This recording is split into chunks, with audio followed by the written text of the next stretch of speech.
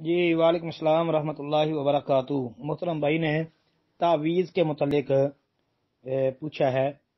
محترم بھائی، یہ تعویذ پانی کے اندر گھول کے پینا، تعویذ کو لٹکانا یا بازو کے اوپر باندھ لینا، یا اس قسم کی کوئی ڈوری وغیرہ دھاگا وغیرہ جو ہے وہ بیماری سے بچنے کے لیے اپنے بازو کے اوپر باندھ لینا، اس طرح کی جو بھی صورتیں ہیں یہ ساری کی ساری نجائز ہیں۔ اسلام میں ان کا کوئی تصور نہیں ہے۔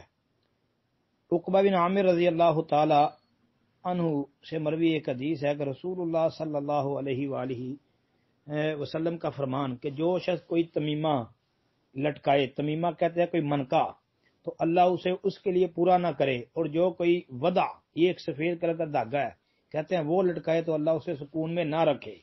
یہ ایک روایت ہے جس کو امام احمد نے مسند کے اندر ذکر کیا، یعنی مسند احمد میں 17,404 نمبر پر یہ حسن درجے کی حدیث ہے۔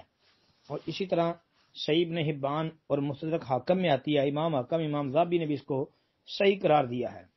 تو اس سے پتہ چلتا ہے کہ یہ تعویذ وغیرہ جو ہے یہ درست نہیں ہے، بلکہ ایک بڑے تابعی ابو مجلس لاحق بن حمید، بڑے معروف تابعی تھے، ان کا ایک قول صحیح سند کے ساتھ ہے۔ ابن ابی شیبہ نے مصنف میں ذکر کیا کہ جو آدمی کوئی چیز لٹکائے گا وہ اسی کے سپرد کیا جائے گا۔